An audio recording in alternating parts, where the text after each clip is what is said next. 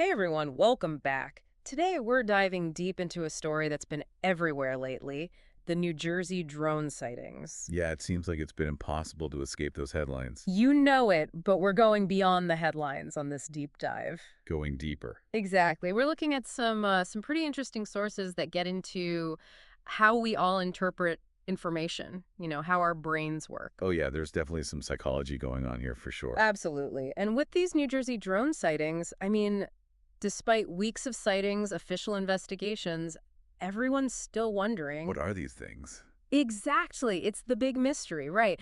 On the one hand, we've got the government And saying, they're looking into it, of course. right, but so far, no signs of a national security threat or foreign involvement. No confirmed evidence yet, at least. Yeah, yeah.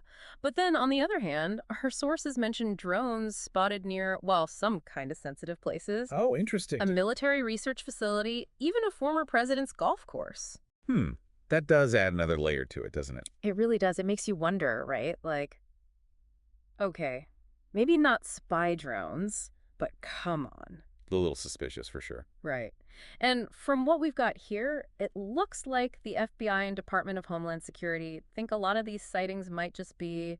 Misidentified aircraft. Yeah, exactly. Like people see small planes, especially at dusk, maybe far away. And their brains just kind of fill in the blanks, turn it into a drone. Especially with all the talk about drones already, right? It's on everyone's mind. It's definitely priming people to see them everywhere. But hold on a second. Some of these were broad daylight near those high security places we were talking about.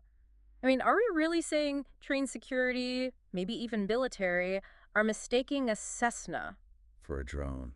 Well, it's a good question and shows how tricky this whole thing is. Yeah, how do you mistake those two? Right. Well, it's not always easy to be 100% certain about what you're seeing up there. Yeah, okay, I guess so, but still. Think about it. Distance, the lighting, the way something's moving, it all plays a part. Makes a difference. Absolutely.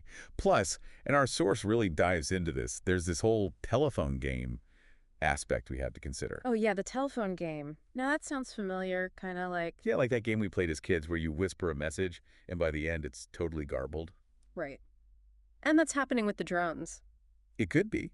You start with some genuine uncertainty, then you add media, social media, everyone's opinions and fears. And boom, suddenly everyone's seeing drones everywhere, even if they're not really there. Exactly. The story itself changes as it gets passed along. What starts as a few real sightings, Turns into a much bigger thing, fueled by, yeah, a little fear of the unknown. and that fear is powerful, makes people believe things they might not otherwise. Okay, I get it, but honestly, that kind of freaks me out a little, you know? Like, how do we know what's real anymore with this telephone game going on? That's the big question, isn't it? It's why this whole drone situation is so interesting. It's not just about drones themselves, it's about information or misinformation, And how it all spreads. how our brains make sense of everything, and how our perceptions get shaped by, well, by all the stories around us. Okay, I gotta admit, I'm hooked. This telephone game thing, let's break that down a little more. Our source mentions this copycat drone activity. Oh, yeah, copycats. So, like, all the media attention could be encouraging people to, Fly their own drones. It might sound strange, but it makes sense. so people are seeing these reports and they're like, hey, maybe I should get in on this. Exactly. Something becomes a big story, and suddenly it's on people's minds. So, wait, we could have real sightings, misidentified planes, A&B people intentionally adding to the confusion. Wow, that's a lot to untangle. It really is. It's like, I don't know, a recipe for a mass perception shift. It shows how quickly things can get out of hand when you have so many different factors at play. Okay, mind officially blown. And wait, there's more. Our source even talks about people reporting regular airplanes as drones. Now that's where things get really interesting. Like people are seeing those big, unmistakable planes we all know. And thinking they're part of this drone mystery. It's like our brains are playing tricks on us. It really is. The more we hear about these drones, the more we seem to see them everywhere, even when it's just a normal plane flying overhead. Like it's messing with us, you know? It's the power of suggestion, you know? Our brains, they're always trying to make sense of things. Right, connect the dots. Yeah, and sometimes that means like fitting new info into old stories, even if those stories aren't quite right. So our brains are saying, hey, drones, drones, drones, that must be a drone up there. Even if it looks a lot like a 747 or something. Exactly. It's Mhm. wild. And the more we hear about something, the more we see it everywhere. It's like when you learn a new word Oh, yeah? and then suddenly you hear it all the time. It's like it was always there, but now you're noticing it. Exactly. Your brain's tuned And in. at the Bader-Meinhof thing. That's it. But okay, back to these drones, because this is getting kind of Twilight Zone-ish. Our source even mentions, get this, a pretty high-up official saying we should just shoot down anything suspicious. Whoa, hold on. That seems a little extreme, doesn't it? Right. I mean, shooting down something you're not even sure about, that's, Complicated. to say the least. As our source points out, it's way more complicated than it sounds. Yeah, what if you accidentally take down a passenger plane or something? Exactly. Just because someone thought it was a drone, the consequences would be huge. And the debris falling on people, I mean, It's a disaster waiting to happen. for sure. It shows just how complicated this is. I mean, we're talking about something hard to define, hard to track. And then you add in the telephone game, and everyone's perception's changing all the time. Right, it's like a moving target. Exactly. So it's not just about the drones themselves, you know, It's about how we deal with the unknown, with not knowing. and how easily we can get swept up in a story, whether it's true or not. This is starting to feel less like a drone mystery and more like a commentary on modern life. It kind of is. I mean, think about it. Instant information, anyone can say anything online. Truth and fiction getting all mixed up. It's no wonder people are feeling a little uneasy, a little on edge.